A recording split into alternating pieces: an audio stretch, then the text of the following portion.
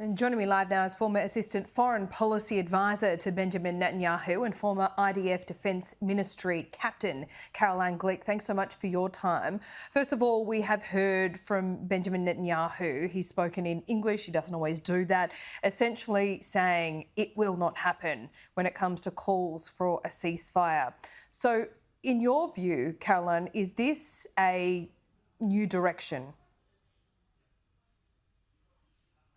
Well, we're in war right now. I mean, we were attacked by a slaughter from the south, from Gaza, that invaded our communities and slaughtered our people and took 238 of our people hostage in Gaza. And since then, we've also been experiencing wanton aggression in the north.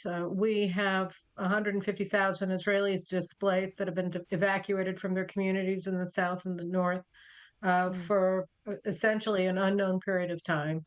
And in the meantime, we have northern communities in Israel along the Lebanese border and also along the Syrian border being attacked on a daily basis. So I don't see a ceasefire in the offing. No, not at all. No, and Benjamin Netanyahu wanted to make that patently clear. As he was speaking English, this was obviously a message for beyond Israel.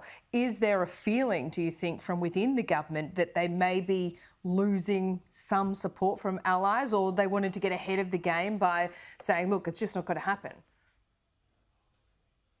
It may be all those things, or it may simply be that he wanted to, give a reality check to the world that we have a war to win, and that's what we're going to do. We're not interested in a ceasefire. Look, in the past, in all of our exchanges of fire with Hamas in particular, but also with Hezbollah, the minute that we start winning, they claim that they are in a humanitarian crisis. Of course, they provoke the entire thing by both assaulting our country and murdering 1,500 Israelis and then and in just in a slaughter, and then taking our hostages. And now by using their own civilians as human shields behind which they hide when they try to pulverize Israeli cities. They've shot over thousands and thousands of missiles and rockets and mortars since October 7th as well into Israeli population centers. So, they cry that they're in a humanitarian crisis, which they want to blame at us, and then they say we need a humanitarian ceasefire.